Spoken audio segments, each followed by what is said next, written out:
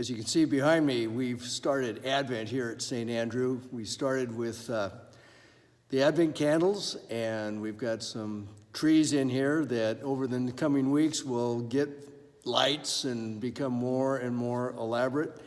Advent has begun, the preparation for Christmas.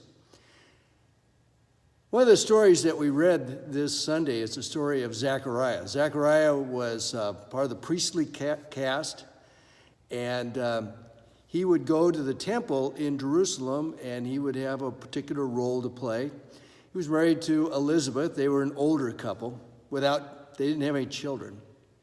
And one day it was Zechariah's turn to go in and do the incense in the temple, and he was in there a long time. And while he was in there, Gabriel's known as the number one angel, appeared to Zechariah and said that he and Elizabeth would have a child, and their child would be somebody very special. And they would end up naming him John. He would become John the Baptist, and he would be the one that would prepare the way for the son, Jesus, who was going to be born.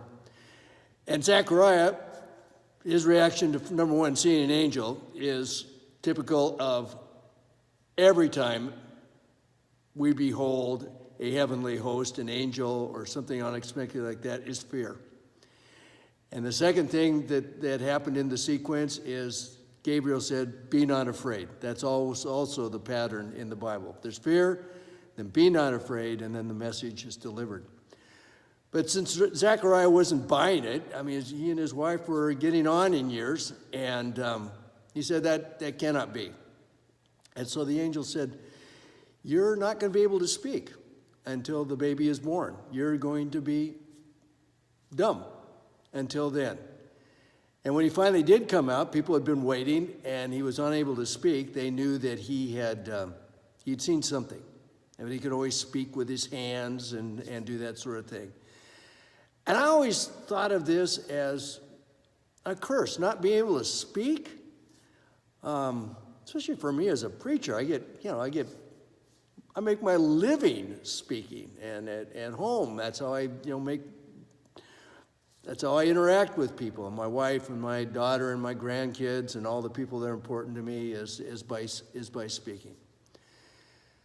This last week, thinking about it, and somebody made the suggestion, well, not so fast. Maybe sometimes these things that happen to us that on first glance are not good, to be struck dumb, really are blessings in disguise. Because if we're unable to speak, what will force us to do is to listen.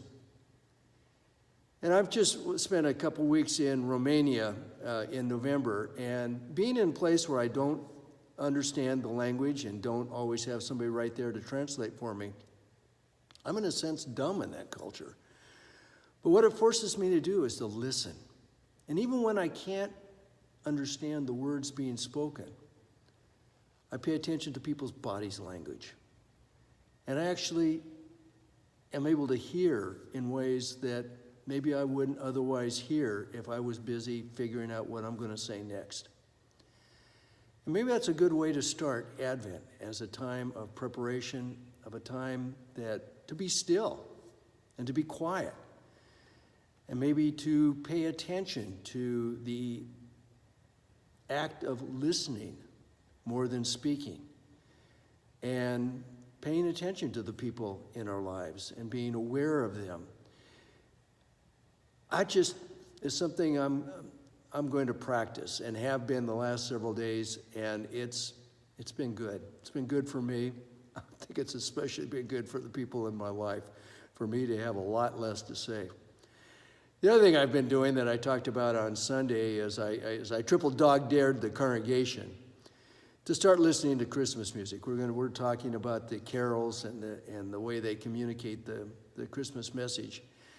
And to go ahead and make Christmas number one in your playlist. And I triple dog dare you to drive aggressively while listening to O Little Town of Bethlehem, or whatever else your favorite Christmas carol is. It's just something that quiets us down and centers this time of year. This is a time of making room in our lives for the things of God and making room for the birth of a Savior. And I'll be talking about waiting in the next little segment. And waiting is not something, again, that feels like bad news. But in fact, waiting is the best possible news because it gets ready for what is coming. Take care.